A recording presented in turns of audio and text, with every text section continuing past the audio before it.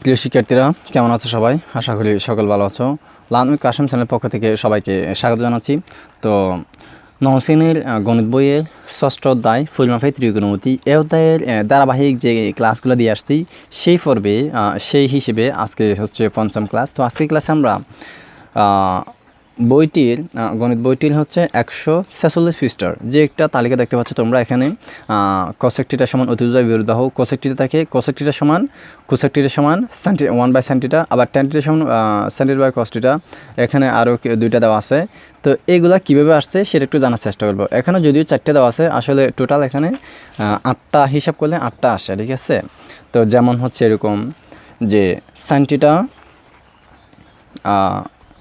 sin θ একটা আছে, sin θ একটা sin θ সমান 1/cosec θ, cosec θ সমান 1/sin θ, cos θ সমান 1/sec θ, sec θ সমান 1/cos θ, tan θ সমান 1/cot θ, cot θ সমান 1/tan θ।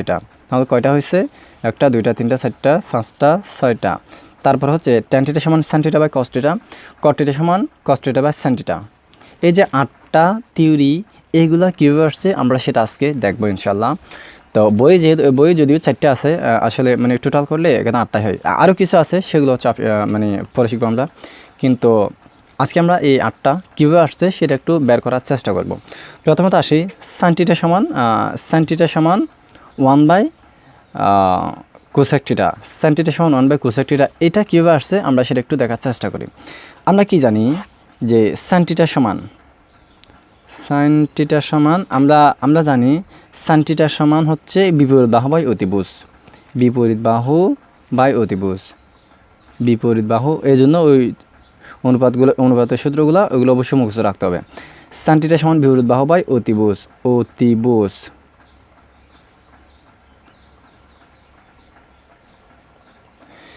বিপরীত বাহু বাই অতিভুজ সমান, এটাকে আমরা এভাবেও লিখতে পারি যে আমি যদি বড় একটা ভগ্নাংশ হিসেবে এটা নিয়ে আসতে চাই, উপরে 1 দিতে পারি। এটা ফলাটা যদি আমি এখানে নিচে নিয়ে আসতে চাই তাহলে এটা উল্টে যাবে, অর্থাৎ অতিভুজটা উপরে উঠবে, বিপরীত বাহু নিচে চলে আসবে। এখানে এখন অতিভুজ নিচে আসছে, অতিভুজ এখানে উপরে চলে যাবে, অতিভুজ আর এখানে হবে বিপরীত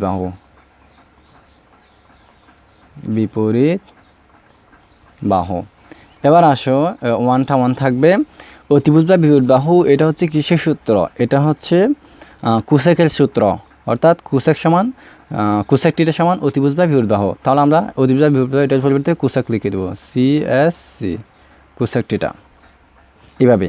তাহলে এই যে এখান থেকে উল্টে গেলে এটা এরকম হয় কেন? আসলে আমরা যে জানতাম যখন একটা ভগ্নাংশের উপরে আরেকটা ভগ্নাংশ থাকে, যেমন এটা হাফ, এখানে হচ্ছে 1/3 আছে, এরকম যদি দুটো ভগ্নাংশ থাকে এই দুটো ভগ্নাংশকে একটা করে ফেলার জন্য আমরা কী করি? প্রথম ভগ্নাংশটা যেরকম আছে এরকম লিখি, উপরটা গুণ দিয়ে নিচেরটা এখানে পাশে লেখার সময় উল্টা দিই, অর্থাৎ 3টা এখন নিচে আসবে না, সেটা উপরে যাবে, 1 নিচে আসবে। এভাবেও করি না, তখন ভগ্নাংশটা হয়ে যায় 3/2 এরকম হয়ে যায়। তাহলে এই ফর্মুলা থেকে এটা আসছে। তো আর যদি তো এখানে তো দুইটা ভগ্নাংশ, যদি এখানে তো দুইটা মানে এটা ফোলাটা একটা ভগ্নাংশ, যদি এরকম না থাকে, এরকম থাকতো উপরে শুধুমাত্র 2 আছে, নিচে হচ্ছে 5/2 আছে, যদি এরকম হতো তাহলে এটা কী করতাম? আসলে এই দুই এটাও কিন্তু একটা ভগ্নাংশ, সেক্ষেত্রে নিচে মনে মনে 1 আছে, ঠিক আছে, নিচে মনে মনে 1 আছে। তাহলে সেই হিসেবে 2টা আমরা এখানে লিখে দিব, তাহলে গুণ দিয়ে এটা এই যে এটা পাশে লেখার সময় 5টা উপরে দিব, 2টা নিচে দিব, 5টা উপরে দিব, 2টা নিচে দিব। তো এটা এখন উপরের সংখ্যা, এটা কাটাকাটি দিলে আর এখানে 5 থাকে।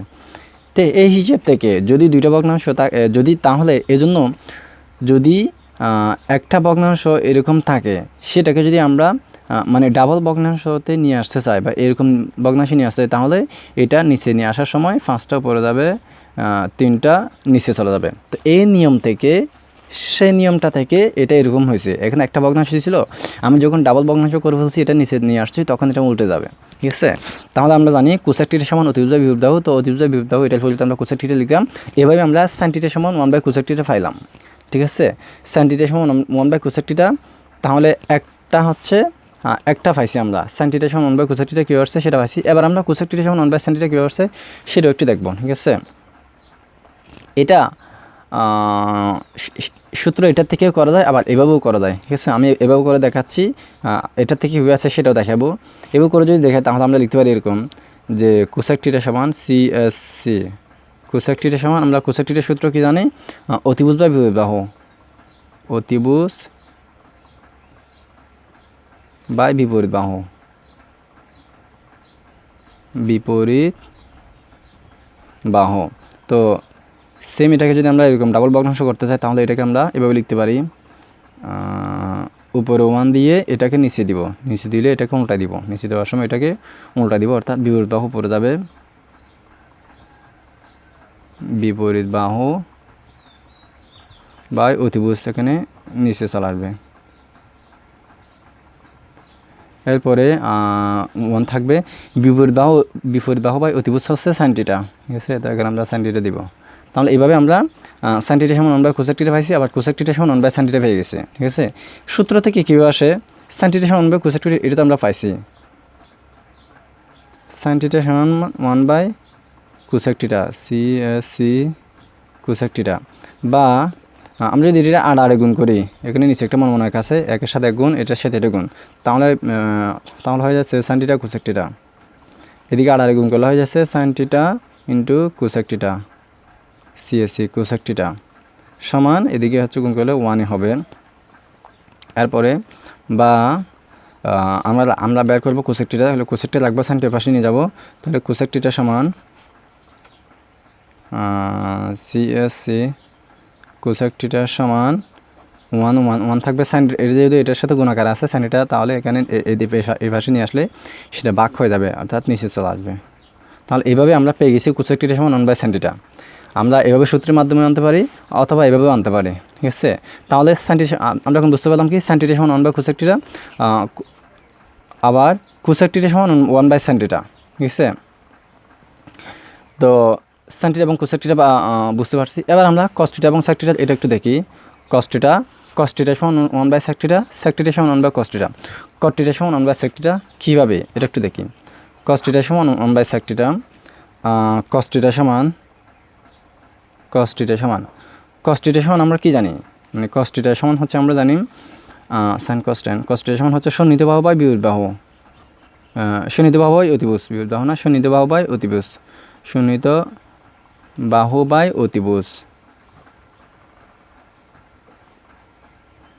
অতিভুজ, এরপরে সেমভাবে আগে যে কাজটা করছি, আমরা যদি এই পুরো ভগ্নাংশটাকে যদি নিচে নিয়ে আসতে চাই, উপরে 1 দিব, নিচে নিয়ে আসলে এটা উল্টে যাবে, অর্থাৎ সেক্ষেত্রে অতিভুজ উপরে উঠে যাবে, সন্নিহিত বাহু নিচে যাবে, অতিভুজ আর এদিকে হচ্ছে সন্নিহিত বাহু, সন্নিহিত বাহু। তাহলে 1 থাকবে, অতিভুজ বা সন্নিহিত বাহু, এটা কিসের সূত্র, এটা হচ্ছে সেকের সূত্র, sec থিটা সমান অতিভুজ বা সন্নিহিত বাহু। তাহলে আমরা এটার পরিবর্তে এখানে sec লিখব, sec থিটা। তাহলে কি আমরা পেয়ে গেছি যে cos থিটা সমান 1 by sec theta, cos theta সমান 1 বাই sec থিটা পেয়ে গেছি আমরা। ঠিক আছে, আবার sec থিটা সমান বের করব। আমরা তো বুঝতে পারছি যে cos থিটা সমান 1 বাই sec থিটা, বা আড়াআড়ি গুণ দিলে এখানে একটা নিচে এক আছে, আড়াআড়ি গুণ দিলে হবে cos থিটা sec থিটা সমান 1,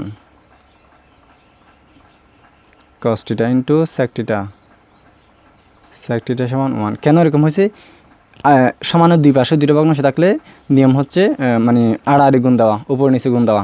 এটার উপরে, এটা কিন্তু এখন উপরের সংখ্যা, নিচে মনে একটা 1 আছে, তো উপরটার সাথে নিচে গুণ দিলে এটার সাথে যদি গুণ হয় তাহলে এভাবে পাশাপাশি এটা এভাবে দিয়ে লিখে দেওয়াটা হচ্ছে মূলত গুণ। cos থিটা sec থিটা গুণ সমান, এখানে একটা 1 আছে, 1 একে 1, বা আমরা বের করবো হচ্ছে sec থিটার মান, তাহলে sec থিটাটা এই পাশে রাখবো, sec থিটা সমান 1টা উপরে 1 থাকবে, cos থিটা এই পাশে আসলে সেটা নিচে চলে আসবে, অর্থাৎ ভাগ হয়ে যাবে cos থিটা। তাহলে আমরা পেয়ে গেছি sec থিটা সমান 1 বাই cos থিটা। এইভাবে cos থিটা সমান 1 by sec theta, sec theta সমান 1 বাই cos থিটা, 4টা পেয়ে গেছি। তো এরপরে আমরা দেখবো হচ্ছে tan থিটা সমান tan থিটা cot থিটা, এবং tan থিটা সমান 1 by cot theta, cot theta সমান 1 বাই tan থিটা, আবার tan থিটা সমান sin theta by cos theta, cot theta সমান sin theta by cos theta. এই সূত্র 4টা আমরা পরবর্তী পার্টে দেখবো ইনশাআল্লাহ। তো আজকের পার্টটাই পর্যন্ত, ভালো থাকবে, সুস্থ থাকবে, দেখা হচ্ছে পরবর্তী ক্লাসে। আল্লাহ হাফেজ।